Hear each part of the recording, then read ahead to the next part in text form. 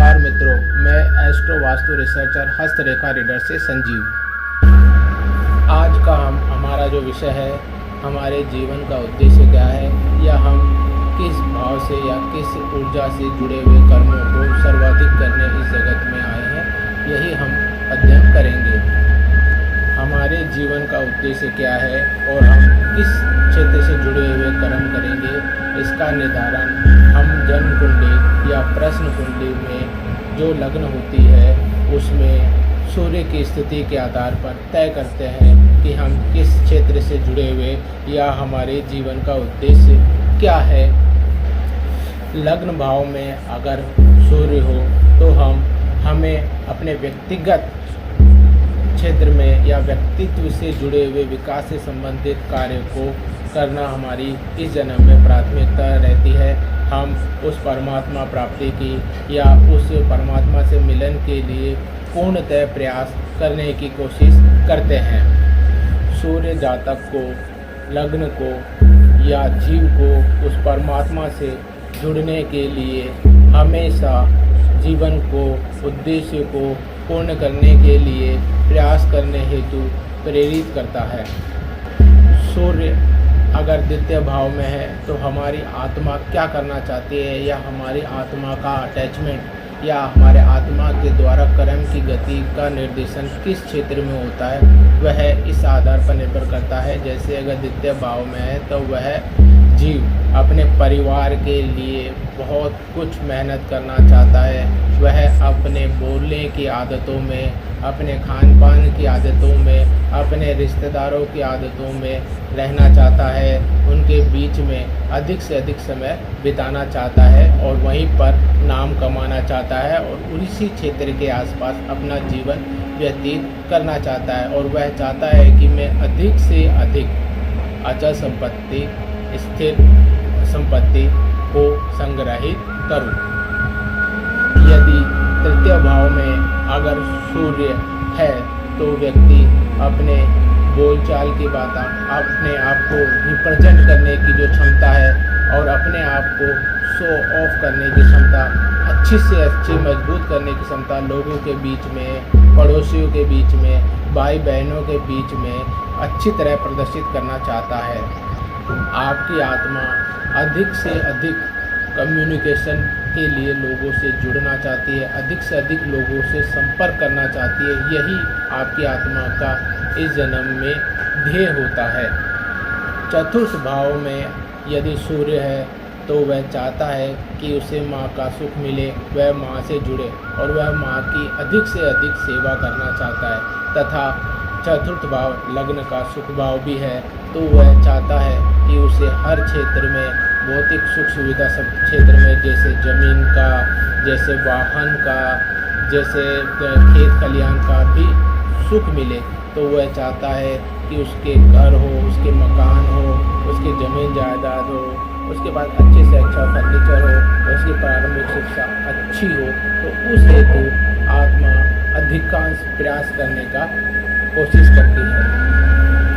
पंचम भाव का सूर्य होने पर वह आपकी आत्मा यह चाहती है कि आप अधिक से अधिक क्रिएटिव हो, आप अधिक से अधिक एनर्जेटिक हो और अपने आप की जो ऊर्जा को अधिक से अधिक क्रिएटिविटी में उपयोग कर सकें। छठे भाव में सूर्य होने से मतलब होता है कि आपकी आत्मा चाहती है कि आप अधिक से अधिक सेवा भावी हो, चाहे माता के पिता, चाहे कर्म के प्रति आप अधिक से अधिक सेवा भावी हों और आप ऐसे क्षेत्र से जुड़े जहां पर आपको सेवा करने का मौका मिले। सप्तम भाव में सूर्य होने से आपकी आत्मा का जो रुझान अधिक से अधिक कार्य क्षेत्र में अपने नए नए पार्टनर से जुड़ना, वैवाहिक क्षेत्र में यह सूर्य परेशान करने की स्थिति में होता है।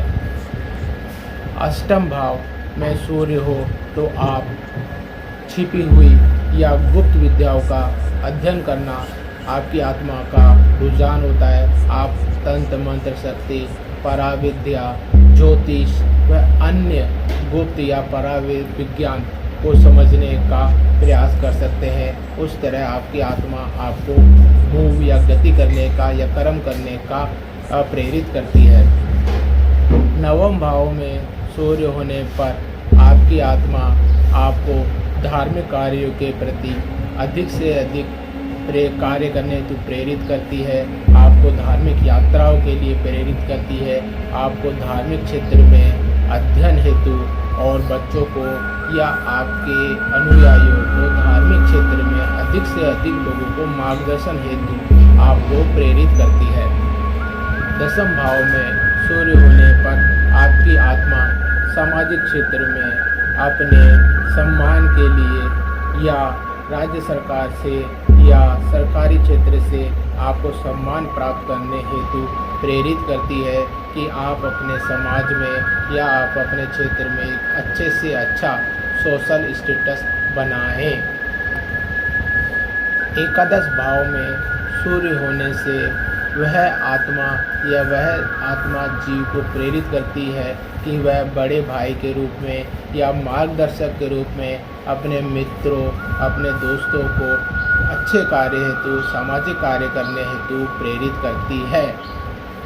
और वह चाहती है कि वह अधिक से अधिक पैसा अपने मित्रों पर, अपने बड़े भाइयों पर, बड़े लोगों पर अधिक से अधिक मार्गदर्शन में, सामाजिक सरोकार में पैसा खर्च करे। द्वादश भाव में सूर्य का मतलब यह होता है कि वह चाहती है आपकी आत्मा कि आप बाहर जाएं और बाहर जाके अपना नाम और फेम कमाएं।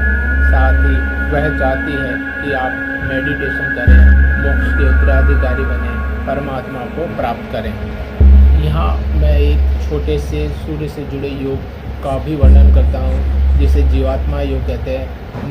मान लीजिए अगर नवम भाव में सूर्य बृहस्पति के साथ है तो आप अपने उसी घर में या आप अपने उसी वंश में पैदा होते हैं या आप अपने उसी ब्लड रिलेशन में पैदा होते हैं जिस घर में आपका जन्म पहले हुआ था।